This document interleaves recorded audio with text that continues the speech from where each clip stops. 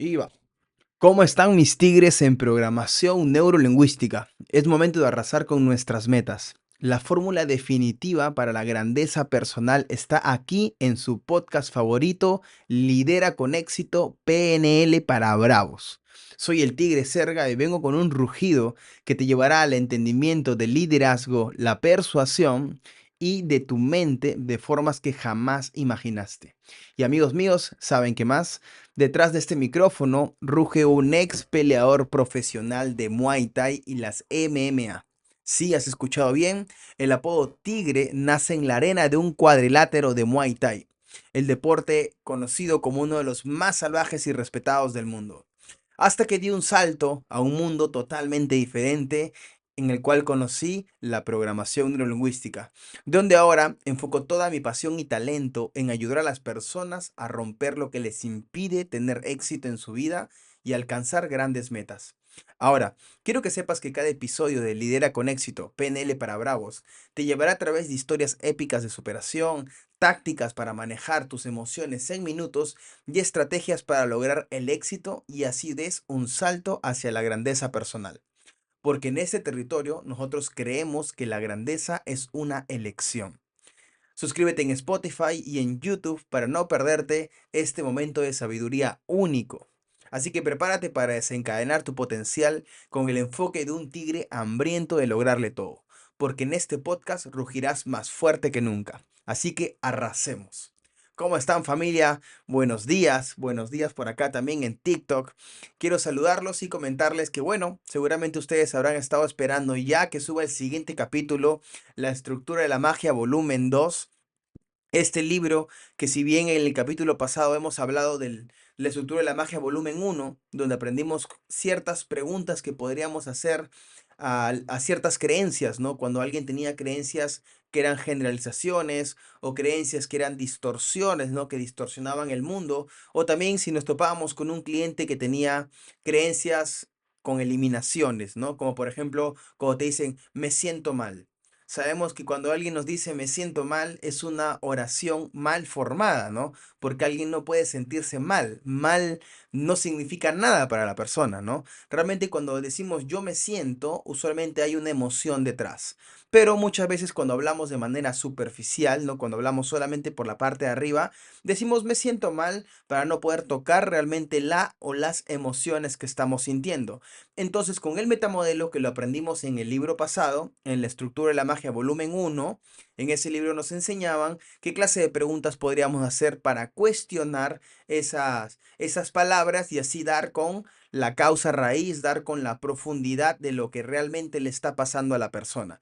Quizás lo que se siente es ansiosa, triste, melancólica y una vez ubicando la emoción es más fácil comenzar a hacer el trabajo terapéutico y lograr el cambio en las personas. Ahora ya no vamos a hablar sobre qué preguntas tienes que hacer, sino hablaremos ya de la aplicación de estas preguntas. Por eso que en este libro, el volumen de la estructura de la magia, volumen 2, ya hablamos del cambio y congruencia, ¿ok? Cambio y congruencia. Entonces, ¿cómo están mis amigos de TikTok? Bienvenidos a todos. Hoy van a aprender cosas nuevas para los curiosos. Así que bien, vamos a comenzar con este resumen. Y bueno, ustedes se preguntarán, ¿no? ¿De qué se trata este libro? Este libro básicamente explora el poder del lenguaje y cómo podemos usarlo para transformar nuestras experiencias internas y externas. Este volumen se enfoca en dos pilares cruciales, el cambio y la congruencia. La PNL o programación neurolingüística parte de la idea de que nuestra realidad está formada por el lenguaje que usamos, por las creencias que tenemos y por nuestras percepciones que vamos formando en base al mundo.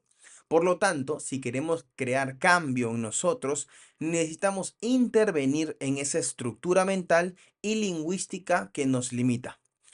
Entonces, ustedes estarán preguntando, ¿qué es el cambio en la programación neurolingüística? Cuando hablamos de cambio en PNL, nos referimos a modificar cómo percibimos, sentimos y representamos y respondemos ante el mundo. Este cambio puede suceder al alterar nuestras representaciones internas. Pero, ¿qué es una representación interna? ¿No? Ustedes se estarán preguntando esto.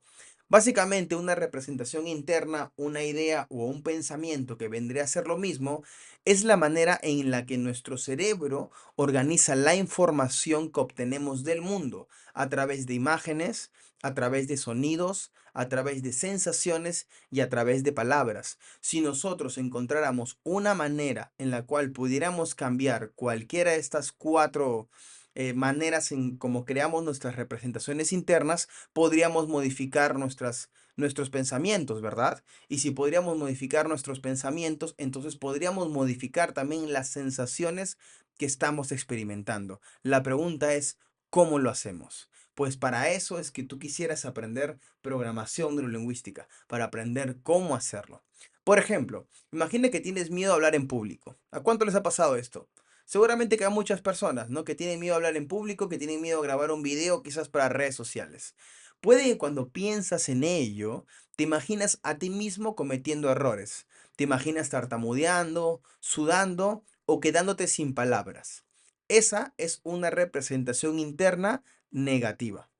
Lo que la PNL propone es cambiar esa representación que tienes para algo más positivo. En vez de imaginar el fracaso, empiezas a visualizarte mejor, por ejemplo, hablando con confianza y hablando con seguridad. Una cita clave de este libro es que las personas no responden al mundo tal como es, sino a la experiencia que tienen de él. Y esta experiencia nace de sus experiencias que ya ha vivido en el pasado. Entonces, este principio es clave porque nos recuerda que la percepción en el ser humano siempre es flexible y podemos modificarla a través de técnicas de programación neurolingüística. Justo hace poco estaba leyendo una frase que decía de Charles Darwin, ¿no? Que decía, la evolución para que una raza o coexista o evolucione no depende de qué tan fuerte es o de qué tan inteligente es, sino de qué tan flexible al cambio es. De eso depende la evolución. Entonces, aprender a tener flexibilidad de pensamiento te va a ayudar a desarrollarte en cualquier ámbito de tu vida en el que estés, en la parte profesional, en la parte amorosa, en la parte de dinero, en la parte de familia, amistosa, en la parte social, en tus hobbies, etcétera. Entonces, la flexibilidad de pensamiento es uno de los pilares de la programación neurolingüística. Es lo que buscamos fomentar en las personas. Porque a veces, ¿qué es lo que pasa? Que las personas tenemos una creencia, pasamos por cierto hecho, cierta experiencia, y esa etiqueta que le pusimos a la experiencia no queremos nunca más cuestionarla, sino decimos, esto que me pasó significa esto y eso es así y así va a ser hasta el fin de mis días. Esa inflexibilidad de pensamiento es justamente lo que hace que las personas almacenen demasiadas emociones. Entonces lo que tú quieres aprender a cultivar es flexibilidad de pensamiento. Entonces, siguiendo con este libro, ¿qué es la congruencia? La congruencia en programación neurolingüística es cuando tus pensamientos, tus emociones y tus acciones están alineados. Si alguna vez has sentido que algo no encaja o que dices una cosa pero sientes otra, eso es simplemente una falta de congruencia. Un ejemplo sencillo sería, por ejemplo, imagina que estás aceptando una invitación a un evento que realmente internamente sabes que no quieres ir. Pero tú le dices que sí, claro, voy a asistir a esta persona que te invita. Pero esa sensación que tienes por dentro de saber que no quieres ir y que aún así dices que sí quieres ir, esa desconexión entre lo que piensas y lo que sientes se le llama falta de congruencia. Y cuando esto ocurre en áreas importantes de tu vida, puedes crear una sensación de malestar o de desalineación. En cambio, cuando eres congruente, te sientes coherente y en paz con tus decisiones. Sabes decir que sí y te sientes bien, y sabes decir que no y te sientes bien, porque sabes que estaría de más decir que sí a alguien que quieres decirle que no solamente porque no quieres que experimente emociones negativas, ¿verdad? Eso hacemos muchas veces, pero tienes que saber que no es tu responsabilidad las emociones que la otra persona pueda sentir si es que tú decides decir que no. Es mejor mantenerte congruente y estar en paz con lo que tú quieres a estar imaginando, o en PNL también le llamamos hacer lecturas de mente, ¿no? Imaginar que la otra persona podría sentirse mal y que es mejor decirle que sí y romper nuestra congruencia. En cambio, cuando eres congruente, te sientes coherente y en paz con tus decisiones. Este concepto es clave para generar cambios duraderos en la persona. La PNL te ayuda a identificar esas áreas de incongruencia y corregirlas para que todo tu ser esté en sintonía, porque no hay nada más magnético que alguien que está en sintonía consigo mismo, ¿verdad? Todos podemos sentir esa persona en la sala, alguien que es congruente, alguien que dice y hace lo que está pensando también. Una de las citas importantes de este libro es que la congruencia es el estado en el que todo lo que eres está alineado en una sola dirección, sin tensiones y sin conflictos internos, sin esa sensación de voy a hacer esto y cuando lo haces dices pero debería hacer lo otro, haces lo otro y cuando lo haces dices pero debería hacer esto, ¿no? Sin tener esa sensación, esos conflictos internos. Eso es la congruencia para la PNL. Ahora, herramientas claves para el cambio y la congruencia. ¿Cómo hacemos para lograr ese cambio y congruencia en la vida? Pues Richard Bandler y John Grinder, que son los creadores de la PNL, proponen varias herramientas y técnicas que son muy útiles en programación neurolingüística, que uso mucho incluso en mis sesiones personalizadas con mis clientes. Aquí te explico algunas de las más importantes. Una de las cosas o de las técnicas que habla en este libro es el reencuadre, y como les digo, se utiliza mucho se habla bastante sobre eso el volumen uno en el libro pasado que ya hice el resumen, e incluso hoy día a las 8:30 voy a utilizar esta técnica con las personas que estén en vivo para hacer estos desafíos mentales. O incluso lo puedo hacer con ustedes si se quedan hasta el final, los que están ahora en TikTok. Si se quedan hasta el final, vamos a utilizar esta técnica y veamos qué tan bien les puede ir. Esta técnica de reencuadre es una técnica fundamental en PNL que consiste en dar un nuevo significado a una situación. Si cambias el marco de referencia, puedes cambiar cómo te sientes y actúas respecto a ese evento. Por ejemplo, si tienes miedo al fracaso, podrías reencuadrar eso, quiere decir cambiar de enfoque, mirarlo desde otra perspectiva y ver ese miedo como una oportunidad de aprendizaje. En lugar de ver el fracaso como un obstáculo, lo ves como una lección necesaria para aprender. Otra manera, por ejemplo, en la cual podrías tú utilizar el reencuadre, por ejemplo, imagínate que eres lo que hizo Anthony Robbins, por ejemplo. Él dijo, yo si quiero ser un excelente orador y ser uno de los mejores, tendría que más o menos hacer 5 años de práctica y estar leando una y otra vez para poder ser un excelente orador. Pero él dijo, ¿y si puedo hacer algo diferente? ¿Y si realmente volverme un experto en la parte oratoria no depende del tiempo, sino de la cantidad de veces que yo pueda desarrollar esta habilidad lo más pronto posible? Y lo que hizo Anthony Robbins fue comenzar a practicar en muchos lugares. Practicó oratoria en la mañana, en la tarde y en la noche, en la mañana, en la tarde y en la noche, en la mañana, en la tarde y en la noche. Y cuando pasó un año, Anthony Robbins se sentía como un experto, como si hubiera acortado la brecha de 5 años en un año.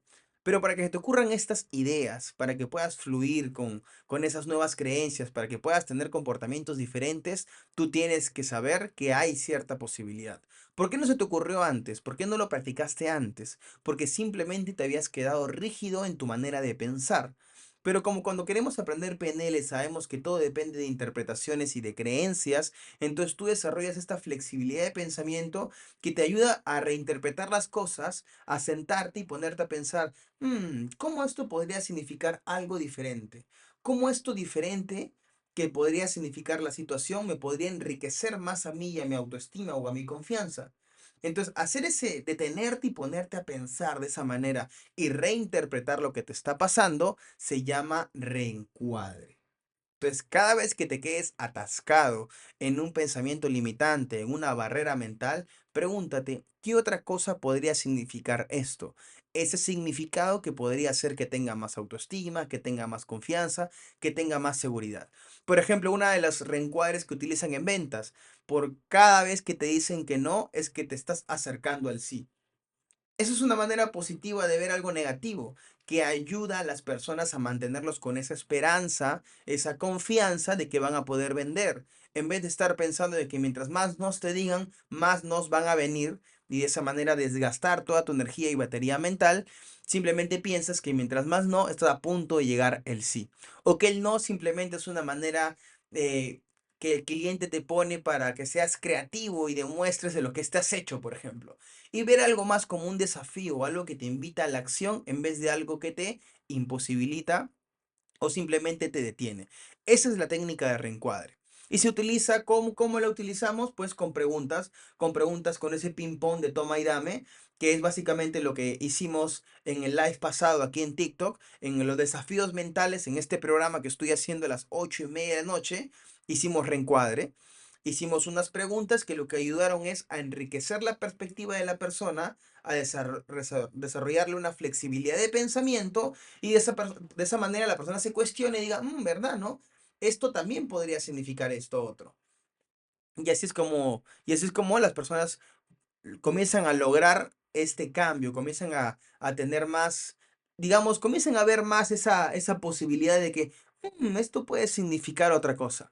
Obviamente que eso no tiene que quedar ahí. Podríamos utilizar técnicas más avanzadas también de PNL, terapia regresiva, podríamos utilizar hipnosis, podríamos utilizar anclajes, podríamos utilizar muchas otras técnicas, pero el reencuadre es una técnica muy buena y es una técnica verbal. Básicamente es hacer preguntas con respecto a, ¿no? Abrirte la manera de pensar para que puedas abordar el mismo problema desde diferentes perspectivas y no te quedes atorado de una sola manera de pensar.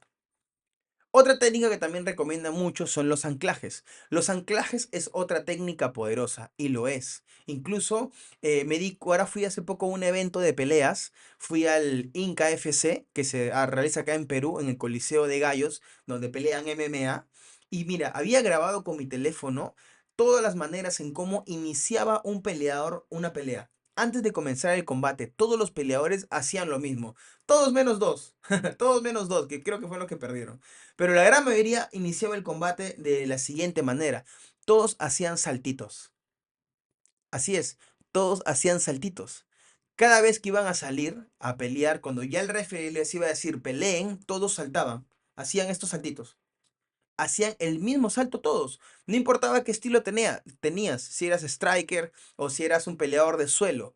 Todos hacían saltitos. Entonces yo dije, ¿qué significarían estos saltitos que hacen los peleadores? Ya que todos hacen lo mismo, como si fuera un patrón. Pues yo pienso que estos saltitos es como estoy listo. Y me puse a pensar, ¿y si nosotros, tú y yo, practicaríamos estos saltitos un ratito antes de tomar una decisión con respecto a algo o antes de afrontar un gran desafío, nos podría ayudar? Es una pregunta que me quedó en mente, ¿no? Había grabado ese patrón, pero luego como la memoria se me llenó, tuve que borrar todo y se me borró ese patrón, un testimonio y etcétera, etcétera, pero me quedó la experiencia, por ejemplo. Incluso miren los videos de los peleadores, cómo comienzan a hacer estos pequeños saltitos, como para regular, como para crear esta comunicación mente-cuerpo, porque cuando tú saltas, yo soy peleador, cuando tú saltas, lo que tú estás haciendo es como midiendo la energía de tu cuerpo, estás sintiendo tus músculos, estás sintiendo cada fibra muscular que tienes. No solo son saltitos de calentamiento, son saltos de conexión, saltos de sensaciones, de sentir tu cuerpo, cada músculo, sentir los hombros, los brazos ligeros, las piernas ligeras, la cadera, la espalda, etcétera, ¿no? Es como una manera de autorregular, de escanearte por completo, ¿no? Antes de una pelea suelen hacer esto los peleadores. Esto vendría a ser un anclaje. ¿Cuándo vendría a ser un anclaje? Cuando le digamos esto a los peleadores que hacen esto inconscientemente y comiencen a practicarlo de una manera más rápida, más sencilla. ¿Ok? Se trata, esta técnica, de asociar, como les digo, asociar un estado emocional, puede ser confianza, seguridad, poder, como la confianza, a un estímulo específico. Entonces, podemos asociar los saltitos a tener confianza, a tener congruencia, a tener cualquier sensación que tú quieras asociar con tu cuerpo. Puede ser un gesto, como por ejemplo alzar la mano. Cada vez que tú alzas la mano con el puño arriba, puede ser un significado emocional. Eso, por ejemplo, pasa en el ejército. En el ejército, cuando dices, cuando ponen los pies, ¿no? Y suenan todos fuertes, eso es un gesto. Ese gesto tiene ciertas sensaciones asociadas. Las sensaciones de firmes, por ejemplo, ¿no? O una palabra también puede hacerte recordar ciertas cosas, ¿no? Por ejemplo, si yo digo la palabra que están diciendo en el chat, yo sabría que Ángel tiene una representación interna en su mente. Y esa es esa idea que tiene en su mente, la que no lo deja estar tranquilo. Eso es un anclaje. ¿Te das cuenta? Entonces, de esta forma, cada vez que hagas ese gesto o digas esa palabra, te acordarás de lo que tienes en mente grabado. Puedes recrear ese estado emocional, ¿no? Ese estado deseado. Entonces, seguramente mientras dices eso, te acuerdas de algo que te hace sentir algo, ¿verdad? ¿Sí? Pues imagino que eso debe estarte perturbando un poco. Por ejemplo, si quieres sentirte más confiado ante una presentación, podrías crear un anclaje positivo, como tocar tu pulsera, como tener una pulsera, como cerrar tu puño y decir yo sí puedo, ¿no? Y piensas en un momento donde te sentiste increíblemente seguro. Luego, cuando estés en una situación real, usas ese mismo gesto para invocar esa confianza. Entonces, imaginemos que tú estás en tu casa, ahora sentado, y quieres practicar la confianza. Entonces tú cada vez que quieres practicar la confianza vas a pensar en una situación que en el pasado has sentido confianza y vas a cerrar tu puño. Cada vez que empieces en algo que tuviste confianza, cierras tu puño, cierras tu puño, cierras tu puño. Ajá. Y así como, ¿ves? Por ejemplo, aquí Ángel nos dice, ¿no? Que él tiene un anclaje con respecto a eso. Entonces, cuando hagas eso, cierra tu puño. Y vas a poder asociar esa sensación contigo. Entonces, cuando realmente necesites ese recurso, esa confianza, cuando estés en una presentación, cuando estés en un lugar que realmente te sientas inseguro o desconfiado, cerrarás tu puño y será lo suficiente como para hackear tu mente y poder entrar en este estado de seguridad. Eso es lo que nos quiere decir el anclaje. Otra técnica que nos hablan también en este libro de la estructura de la magia, volumen 2, es el metamodelo, que es una de las piedras angulares de la PNL.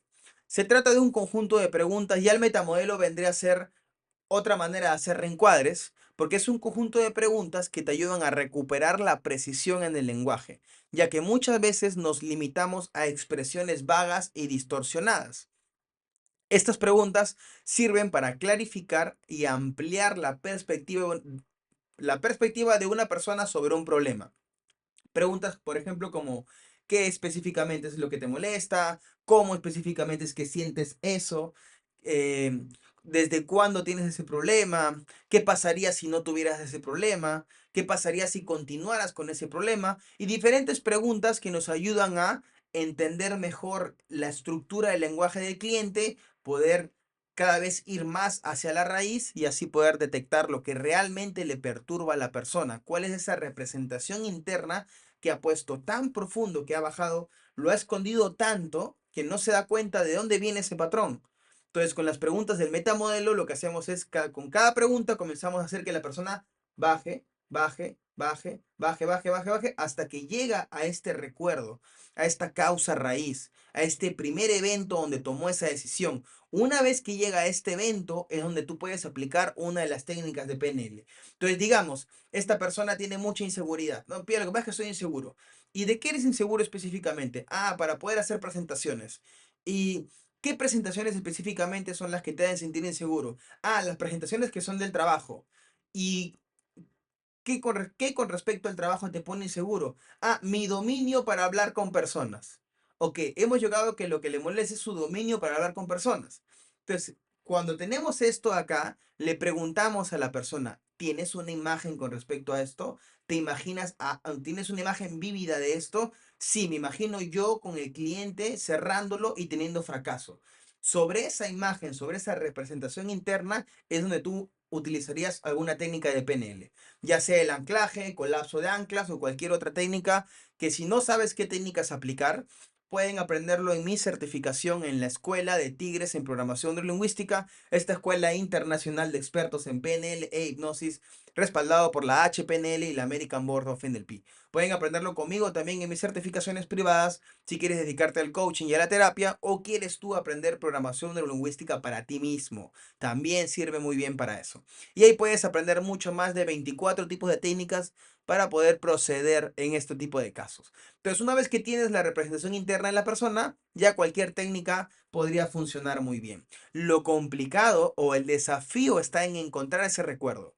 Ahí está el verdadero desafío, en que utilices el metamodelo tan bien que te des cuenta en dónde realmente está esa representación interna que está saboteando al cliente. Ahora, ejercicios que podemos poner en práctica después de este libro. Algunos ejercicios puede ser como identificar en qué estás siendo incongruente, por ejemplo, ver qué clase de acciones estás pensando hacer, pero que estás haciendo otra cosa. Comienza a notar todas sus incongruencias, haz una lista, ¿no? De todo ese tipo de cosas. Puedes hacer una lista de pensamientos, de creencias o de sentimientos que tienes con respecto a esa situación. Entonces, tienes una situación, por ejemplo, que quieres dejar de procrastinar, que suele ser una de las mayores incongruencias de todas, ¿no? Quiero dejar de procrastinar. Entonces, lo que yo tengo que hacer es darme cuenta de qué es lo que pasa cuando yo quiero hacer la tarea. Bueno, cuando me quiero sentar, justo en ese momento siento flojera. Entonces vas a poner en tu lista cuál es la creencia que tienes detrás. Creo que no es momento para poder hacerlo, que aún lo puedo hacer después. No sé, siento flojera. La próxima vez que quieras volver a hacerlo y otra vez lo procrastinas, vuelves a escribir. Creo que y pones esos pensamientos que tienes en mente y que te hacen crear esa incongruencia. Para que luego puedas tú mismo utilizar el metamodelo, puedas utilizar alguna técnica de anclajes o simplemente con el hecho de traer a la conciencia esos programas inconscientes o esas creencias inconscientes sea suficiente para que digas, oye, ¿sabes qué? Yo no voy a seguir repitiendo este patrón, ¿no? Simplemente me voy a sentar y lo voy a hacer. ¿Podría ser suficiente? Podría ser, ¿ok? Simplemente con el hecho de traer a la conciencia tus problemas ya es bastante, ¿ok? Vamos a ver algunos temas puntuales del libro que me gustaría comentarles también. Vamos a ver por acá.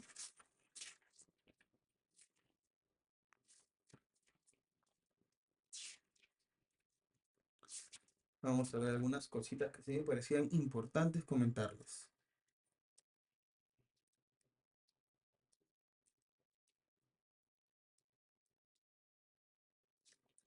Bueno, luego también nos dan una pequeña, digamos, apreciación con respecto a cómo Virginia Satir, una de las mejores terapeutas de esa época, experta en terapia familiar, procedía cuando trabajaba con personas. Y nos habla de 4 tipos de arquetipos familiares que usualmente se arman en los núcleos familiares. Está el apaciguador, bien, que vendría a ser un arquetipo que se representa de esta manera. Vamos a ponerlo acá. El apaciguador es esta persona que tiene esta postura fisiológica. Este es el apaciguador. El apaciguador, palabras que concuerdan con este tipo de personas, digamos que así se sienten internamente. ¿Ah? No quiere decir que tú necesariamente estés arrodillado, pero podríamos decir que las palabras que salen de ti, las sensaciones que tienen, es como si estuvieras haciendo este arquetipo. Básicamente, palabras que concuerdan con este arquetipo es: lo que tú quieras está bien. Estoy aquí solo para hacerte feliz. Entonces es una persona que siempre tiene esta manera de, cada cosa que sale de ella es como si quisiera dar a entender esto en la otra persona. Lo que tú quieras está bien. Estoy aquí solo para hacerte feliz, ¿no? El cuerpo del apaciguador tiene como la sensación de no tengo remedio. El estado interior es me siento como en la nada. Sin él estoy muerta, no valgo nada.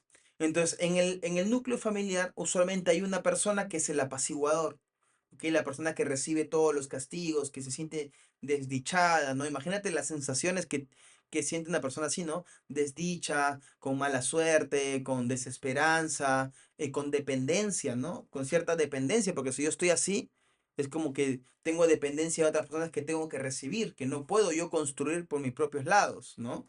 Incluso las relaciones también. Quizás en tu relación estás siendo el apaciguador ahora. Luego también está el inculpador, que es otro arquetipo familiar, que es el de acá. ¿Ok? Justo es el de acá, el que está señalando con el dedo. ¿Ok? Acá para que vean el que está señalando con el dedo. Ese es el inculpador. ¿Bien? Incluso en oratoria también se los enseña muy bien como poses, ¿no? El inculpador utiliza palabras de desacuerdo, como por ejemplo, nunca haces nada bien. ¿Qué es lo que pasa contigo? ¿No? Tienen esa actitud constante, desafiante, esa actitud de, ¿no? De inculparte de que tú eres la persona que está haciendo esto. No, por ti, porque tú, no, que tú no hiciste esto, es que tú estás haciendo lo otro. El cuerpo del inculpador, ¿qué es lo que refleja? Yo soy el jefe aquí. El estado interior de esta persona que toma este arquetipo es: estoy solo y fracasado. Por eso yo siempre digo que tengan mucha compasión con las personas que son así, ¿no? Muy, muy, muy duras. Porque por dentro en realidad deben estarse sintiendo muy blandas. Ahora, otro arquetipo que también mencionan en este libro es el computador. El computador es este. como esta persona, como si tuviera esta sentada como que todo muy formal, ¿no? Todo muy en control. Suele ser una persona bastante fría, ¿no? Bastante razonable todo el tiempo. Las palabras que son ultra razonables que utilizan, ¿no? Palabras de diccionario muy complejas. Por ejemplo, si observamos cuidadosamente, notaremos las manos desgastadas de alguien que está presente aquí. Es alguien que utiliza este tipo de frases largas, bastante técnicas. El cuerpo del computador, ¿qué es lo que refleja? Estoy calmado, frío y repuesto, ¿no? A mí no me pasa nada, yo estoy bien y yo no conecto con nadie, yo estoy como de esta perspectiva. El estado interior que tiene el computador es me siento vulnerable. Por eso que mantienen esa postura fría. No, nadie se mete conmigo ni yo me meto con nadie. Yo estoy aquí bien, en mi estado correcto, ¿no? Analizando todo. Y el distractor, que es el último arquetipo, que es el de acá. El distractor se puede representar también como un payaso, ¿no? Básicamente es alguien que genera mucho desorden. Las palabras son irrelevantes, ¿ok? O las palabras básicamente no tienen sentido. El cuerpo es anguloso y desconectado en otro mundo y el estado interior es que a nadie le importa, no hay lugar para mí, ¿ok? Esos suelen ser los cuatro arquetipos que mencionan durante este libro, que también te pide como que tú podrías analizar en terapia cuando tengas un cliente cuál es el arquetipo que está predominando en esa creencia que está tomando. Quizás en esa creencia que el cliente tiene muchos problemas es porque está tomando el arquetipo apaciguador. O quizás en esa creencia está tomando el arquetipo el inculpador o el computador. Entonces, poder reconocerlo de esa manera podría ser una de las maneras para poder abarcar a un cliente. Bien, yo no lo utilizo mucho en terapia porque definitivamente hay técnicas más avanzadas, pero por tema de este libro, no por tema de ejemplo, es que también podrían utilizarlo de esa manera. Vamos a ver otra cosa más que le quisiera comenzar. Bueno, luego también el pero, el uso del pero. Uy, ¿dónde está? El uso del pero, que es, por ejemplo, completar las frases de tus clientes, ¿no? Con un pero. Diga, lo que pasa es que yo no puedo confiar en mi novia. Y tú le digas, pero sí puedo confiar en mí, ¿no? Y siempre hacer esa parte final para dar a conocer cuál es quizás ese lenguaje escondido que está detrás de esa creencia. Eso es como un tip terapéutico, ¿no? Puedes pedirle a tu cliente, pero, y ver quizás que ahí te arroja una creencia que podría ser importante desprogramar para que su problema pueda desaparecerse lo más rápido posible o su recuperación y su cambio sea lo más rápido posible. Luego también te habla de hacer metapreguntas, que también es una de las técnicas de Virginia Satir que siempre hacía, que básicamente es preguntarte cómo te sientes con respecto a eso. Por ejemplo, tú me digas, Pierre, yo me siento triste. ¿Y cómo te sientes de sentirte triste? Pierre, yo me siento insuficiente. ¿Y cómo te sientes de sentirte insuficiente? Pierre, yo me siento cansado. ¿Y cómo te sientes de sentirte cansado? Al hacer esta pregunta, al repetir este patrón lingüístico, lo que tú haces es detectar cuál es la emoción detrás más profunda de esta emoción superficial y así vas a poder detectar emociones primarias de emociones secundarias. Por ejemplo, me siento avergonzado. Pues la vergüenza no es una emoción, digamos, muy fuerte, pero ¿cómo te sientes de sentirte avergonzado? Me siento con culpa, me siento con miedo, tengo terror. Tengo fobia, tengo tal. Entonces, puedes dar con emociones mucho más profundas solamente repitiendo este patrón. ¿Cómo te sientes de sentirte así? ¿Y cómo te sientes de sentirte triste? Usualmente yo suelo preguntar eso en mis sesiones uno a uno. ¿Cómo te sientes de sentirte así? Me siento de tal manera, me siento de otra manera. ¿Ok? Es una muy buena pregunta que pueden repetir. Realmente te da buena información. Usualmente cuando el cliente habla de cosas muy superficiales, el cómo te sientes de sentirte de esa manera te podría dar en el clavo con algo mucho más profundo. Luego también nos da algunos ejemplos de cómo pueden proceder. Hay varias maneras para proceder. Diferentes metatácticas, que ya lo dejo para las personas que quieran leer el libro. Luego también nos da algunos ejemplos, ¿no? Ejemplos de causa y efecto y ejemplos de lectura de mente. Ejemplos de causa y efecto es, por ejemplo, Jorge hizo que María llegara a pesar 70 kilos. Escuchen eso, ¿ah? Jorge hizo que María llegara a pesar 70 kilos. Esto en terapia se llama causa y efecto. Quiere decir que la persona en su fantasía siente que la responsabilidad no depende de ella misma, sino de algo externo. Alguien hizo algo que hizo que yo sea de esta manera. Y realmente sabemos que eso es imposible, ¿no? Sino que las personas tienen interpretaciones, tienen sus propios modelos del mundo y cada uno es responsable de su propio estado interno. Bien, no podemos darle nuestro poder personal o la responsabilidad de cómo nos sentimos, de lo que pensamos a otras personas. Porque ¿cómo podríamos dar digamos, darle la responsabilidad a otra persona de lo que estamos pensando? Digamos, yo te doy este plumón de este color.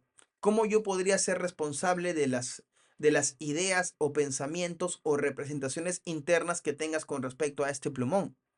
Algunas personas pueden ver este plumón y pueden ponerse felices, como hay otras personas que podrían ver este plumón y hacerles recordar otra cosa. Pero yo no soy responsable de esas ideas o pensamientos. Entonces, cuando dice Jorge hizo que María llegara a pesar 70 kilos, Jorge no le puso grasa a María o le puso músculo a María para que María pese 70 kilos, ¿no? María hizo algo constantemente durante un lapso de tiempo bastante largo como para llegar a pesar 70 kilos. Pero mientras María no se dé cuenta de eso y no tome la responsabilidad y sea la causante de su estado de peso, entonces seguirá pensando, creyendo que Jorge es el culpable, buscando la culpa afuera, algo que depende de ella misma. Otro, por ejemplo, otra causa y efecto, me haces enojar. Es también otra manera en la que también las personas creen que la responsabilidad de su enojo no está en ellos mismos, sino está en la otra persona. Y a veces, ¿qué es lo que pasa? Que tienes tu vaso emocional de enojo repleto, no estás totalmente enojado, no por esa persona, sino por lo que te pasó en el trabajo, por lo que te pasa en tu desarrollo personal, porque tienes demasiados pensamientos que estás batallando, entonces viene tu pareja, te dice algo y tú estallas. Y tú dices, ella me hace enojar. No, tú ya estabas enojado. Y lo que pasó fue que ella dijo algo que detonó lo que tú ya tenías ahí. Diferente. Entonces, mientras que no seamos conscientes de nuestros estados internos, de nuestros pensamientos, entonces seguiremos buscando afuera lo que está dentro de nosotros y seguiremos comportándonos de manera inconsciente, como si estuviéramos fuera de control, como si fuéramos un robot como que de impulso respuesta, estímulo respuesta, ¿no? Ella me hace sentir deprimido. Otra causa y efecto. Luego también nos habla de la lectura de mente, que es uno de los conceptos bien interesantes. Me gusta el título, lectura de mente, ¿no? Que suelen hacer muchas personas. Por ejemplo, cuando alguien te dice, sé lo que estás pensando. ¿Realmente alguien podría saber lo que estoy pensando? No, realmente no podrían hacerlo. Pero si quisiéramos utilizar este fenómeno y creer que podríamos leer la mente de otras personas, utilizaríamos palabras como esas. Sé lo que estás pensando, sé lo que estás diciendo, sé a dónde va con todo eso. Lo sé, porque ya antes me ha pasado esto, ¿no? Entonces, en vez de dejar que la misma experiencia te sorprenda, tú ya tienes todo un mapa mental con respecto a qué significa esto. Esto te impide que reinterpretes la experiencia como algo nuevo, aprendas algo nuevo y simplemente creas que la manera en cómo tú piensas es la correcta y que solamente así podrás, solamente así es como las cosas pasan, ¿no? No hay excepciones, no hay otra manera de ver las cosas. Como tú la ves es la correcta, ¿no? Y ahí se genera ¿qué cosa? La inflexibilidad de pensamiento. Quiere decir que en vez de evolucionar, devolucionas. Pues a ella no le agrado. Otra lectura de mente. ¿Cómo sabes que a ella no le agradas? Es que me hizo así. Y si quizás quiere ir al baño y por eso hizo así, ¿cómo tú sabes que significa que esos gestos significan que no le agradas? Es que Pierre, pues, tú sabes, ¿no, tigre? Cuando pasan esas cosas significa que les agradas. ¿Y si no fue así? ¿Y si no se dio cuenta de los gestos involuntarios que estaba haciendo justo en ese momento que tú la miraste, que ella te miró? Entonces, siempre tener esa flexibilidad de cuestionar lo que estás pensando para que no te pierdas de lo rico que es la experiencia en sí. ¿Bien? Luego dice, todos me odian. Otra lectura de mente. ¿Cómo sabes que todos te odian? Ah, es que todos cuchichean en la sala. ¿Y cómo sabes que cuchichean de ti? ¿Cómo sabes que ese cuchicheo significa que te odian? Y si significara otra cosa, Vamos a utilizar un reencuadre. Porque si todos hablan de ti, ¿significa que te odian o realmente que te aprecian? Y si detrás de ese odio realmente hay una admiración por ti y todos quisieran ser como tú, porque te ven a ti como una de las personas más interesantes en la sala y no saben cómo decírtelo, porque a ellos les han enseñado que para decir que tú quieres a alguien tienes que decirle un insulto. Hay gente que es así, hay gente que en vez de halagarte para decirte algo bueno te insulta, pero significa lo mismo. O sea, el insulto significa igual que las cosas buenas, porque así le enseñaron. En su casa quizás también es así. En su casa le meterán un lapo para decirle que te quiero, ¿no? Y así es como aprendieron a decir las cosas al opuesto. ¿Quién eres tú para, digamos, hacer una lectura de mente y interpretar rápidamente que eso no es algo positivo? Quizás sí lo es. Y tienes que dejarte sorprender por la experiencia. Por eso se trata de tener flexibilidad de pensamiento y escuchar mucho más allá de las palabras. Calibrar el cuerpo, realmente entender cuál es la intención detrás de esas palabras y no quedarte solo con lo superficial. ¿Me estoy dejando entender por aquí? ¿Sí? Bien, perfecto. No, eso es la habilidad de la programación neurolingüística. Mientras más flexibilidad de pensamiento tengas, más rico es tu modelo del mundo. Nadie te saca de tu estado interior, nadie te saca de tus objetivos, de tu enfoque y de tu congruencia. Digan lo que digan, hagan lo que hagan, interpreten lo que interpreten. Tú te mantienes en tu programación, en lo que tú quieres, en tus creencias y en tu estado interior que tanto has cultivado. Bien. Eso es con respecto a la apreciación de lo que vendría a ser una lectura de mente. Entonces, no hagan lecturas de mente. No hagan lecturas de mente. Tú no puedes saber exactamente qué es lo que la otra persona está pensando, creyendo o haciendo, sintiendo. No, no puedes. A menos que le hagas las preguntas que aprendemos en el metamodelo, que aprendemos en los reencuadres, que eso, como les digo, lo pueden aprender en mi certificación. Pueden buscarla como TPNL-oficial en Instagram para darles toda la información de la certificación, que tenemos ya una certificación próxima de coaching y PNL, ahora del 22 al 27 de octubre.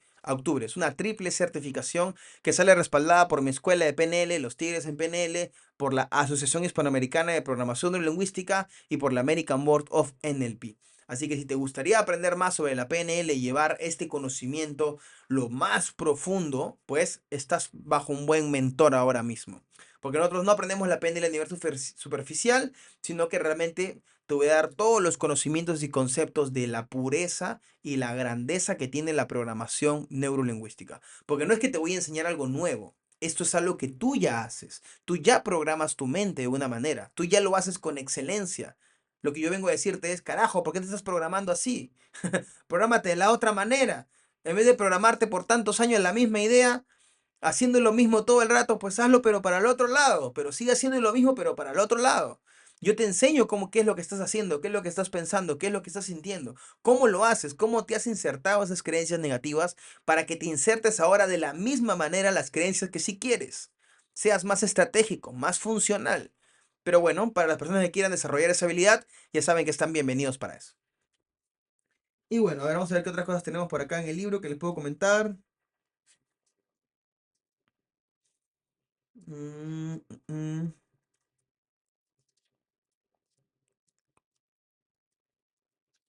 A ver si por aquí hay algo más interesante.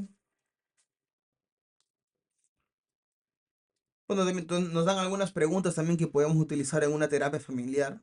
Básicamente nos dicen que en una terapia familiar, cuando intervengamos como terapeutas, siempre tomemos el feedback de todos, ¿no? Todos tienen que ser escuchados, todos tienen que, digamos, darte la percepción de qué es lo que quisieran, qué es lo que está pasando y respetando a cada una de las personas del núcleo familiar, ¿ok? Nunca dejar a nadie afuera, como si no fuera una pieza importante. Todas las piezas son importantes. Bien, es como funciona igual al hacer terapia en pareja, ¿no? Tienes que escuchar las dos versiones. Ninguna versión es más fuerte o más verídica que la otra. Ambas versiones tienen su peso y ambas versiones hay que escucharlas y ambas versiones hay que trabajarlas, ¿ok?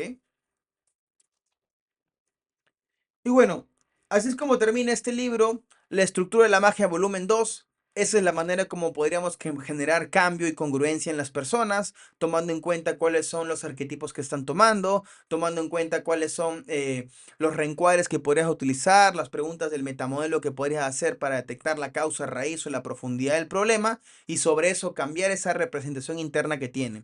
Recuerda que estamos en incongruencia cuando pensamos una cosa pero hacemos otra cosa.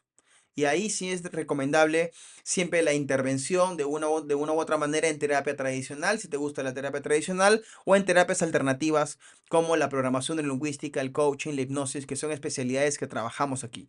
Si estás interesado en tener una sesión personalizada conmigo y que te pueda atender, tenemos justamente ahora todo el mes de octubre la posibilidad de que puedas tener una sesión gratuita de diagnóstico de saboteador interno que dura 45 minutos. En esos 45 minutos utilizaré las técnicas de metamodelo para poder escarbarte lo más profundo, darte un panorama general de lo que te podría estar sucediendo y a partir de ahí comentarte de cómo los procedimientos de PNL pueden ayudarte a generar ese cambio lo más rápido y pronto posible, como sea posible. Porque si bien los cambios en PNL son bastante rápidos, hay cambios que van a tomar un poco más de tiempo. Pierre, ¿y por qué algunas personas cambian tan rápido y otras demoran más? Depende de la persona realmente. ¿Ok? Hay personas que sí han tomado, tuve un cliente que había tenido insomnio por más de 40 años y luego de escuchar los audios de hipnosis comenzó a recuperarse, comenzó a dormir muy bien. Ya ni siquiera se preocupaba cuánto tiempo dormía. Comenzó a dormir sus 6 7 horas, lo natural. Tuve otro cliente que tomaba pastillas también. Había tomado pastillas por más de 20 años. Clonazepam y ese tipo de cosas. Utilizamos unas técnicas de PNL, en 3 sesiones se recuperó, dejó de tomar pastillas, se sintió bien. Tuve otro cliente que tenía ataques de ansiedad que también 3 4 sesiones, se recuperó, ¿ok? Pero eso no quiere decir que todos los cambios sean milagrosos. Los cambios van a ser tan rápidos como sean posibles. Depende de tu flexibilidad de pensamiento, depende de cómo interpretes las cosas, depende de las experiencias que tengas. Porque recuerda que todos los cambios están evaluados en contexto. Quiere decir que tu contexto tiene que poder soportar tus cambios también.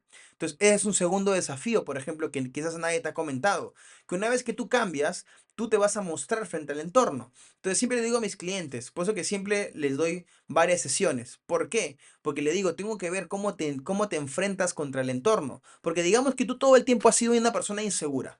Todo el tiempo has sido inseguro, has tenido un tono de voz bajo, siempre has bajado la cabeza, nunca has mirado los ojos de una manera, pues, así, ¿no? Directa, ¿no? Y siempre has tenido los hombros hacia adelante, ¿no? Digamos, nunca has sobresalido. Pero hiciste la terapia, hiciste los procesos, trabajaste la inseguridad, 3 4 sesiones, fuiste a lo profundo, rompiste ese pensamiento limitante y simplemente a partir de ahora dijiste, ¿sabes qué? Se acabó la inseguridad, voy a comenzar a ser una persona segura, voy a comenzar a decir lo que estoy pensando, voy a comenzar a decir lo que realmente quiero decir, voy a proponer cosas, voy a leer cosas, voy a hacer lo que realmente he querido hacer toda mi puta vida que no he podido haber hecho. Entonces comienzas a generar ese cambio, pero ahora, ¿qué es lo que pasa? El segundo desafío, ¿cómo lo toma tu entorno? Los otros programadores. Porque ponte a pensar, el entorno también te programa, el país en donde estás también te programa. Entonces, ¿qué pasará? Que tu entorno te va a decir, oye, ¿qué? Oye, tú nunca has sido una persona segura, oye, tú siempre eres inseguro. Y comienzan a votar, ¿no? Esos famosos virus mentales, ¿no? Te comienzan a decir esto, comienzan a decir lo otro, para comenzar a bajar tu energía. Y lo que tienes que hacer es mantenerte congruente. Entonces, yo los acompaño en ese proceso de cómo están, digamos, mostrando en esos desafíos. La gran mayoría de veces, el entorno los acepta, los premia, los felicita y los asciende. El mejor de los casos, mis clientes los son ascendidos en realidad. Los ascienden, tienen un cargo de liderazgo, si tenían un equipo de 10 personas, su equipo se multiplica, se triplica, se vuelven los mejores amigos del socio, se vuelven los mejores amigos del gerente, porque son personas que ya no están, digamos, con esos pensamientos limitantes que antes lo hacían tener miedo o inseguridad, sino se vuelven personas arriesgadas, con responsabilidad, dispuestas a planificar, a ser disciplinados o a hacer lo que tengan que hacer para que las cosas funcionen porque saben que todo depende de su estado mental. Entonces, si ellos están dispuestos a hacerlo todo, pueden dirigir a otras personas para lo mismo, ¿no? Entonces, para ese tipo de cosas es que hay ese acompañamiento, porque también me pasó que tuve un cliente que sí comenzó a tener muy seguro y todo, pero en el trabajo aún así seguían discriminándola, aún así seguían diciéndole que se calle, aún así seguían mandándole indirectas con respecto a que no era lo suficientemente para lo que hacía. Aún habían esos comentarios, ¿no? En las reuniones. Entonces tuvimos que seguir creando estrategias para que la persona pueda responder ante esas situaciones y seguir construyendo su autoestima.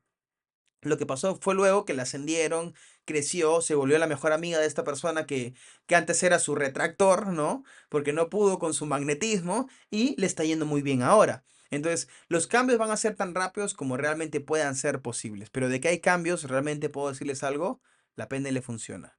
tengo muchos testimonios, así que si realmente te gustaría aprender programación neurolingüística, no te olvides de seguir este podcast en Spotify o en YouTube, activar la campanita para que pueda aparecerte todos los episodios de los libros que voy a estar resumiendo. El próximo libro que voy a resumir es el de acá. Es un libro sencillo, ¿bien? Porque a veces me quiero hacer unos resúmenes de unos libros más difíciles. La estructura de la magia 2 es un libro de lectura compleja, o sea, tiene bastante terminología. Por aquí vas a poder encontrar incluso símbolos como estos, miren, como estos. Unos símbolos que parecen como razonamiento matemático, razonamiento verbal. O sea, algunos tienen ciertas cositas que los hacen de lectura compleja, pero para eso estoy yo pudiendo ir poco a poco con estos libros tan técnicos y resumírselos en el español y hacerlo lo más fácil y digerible posible. Así que ya tienen la sustancia de este libro. Si quieren leerlo, pueden hacerlo, ya saben cómo. Y bueno, el siguiente libro que viene es el de acá. PNL para dummies, ¿ok? PNL para tontos.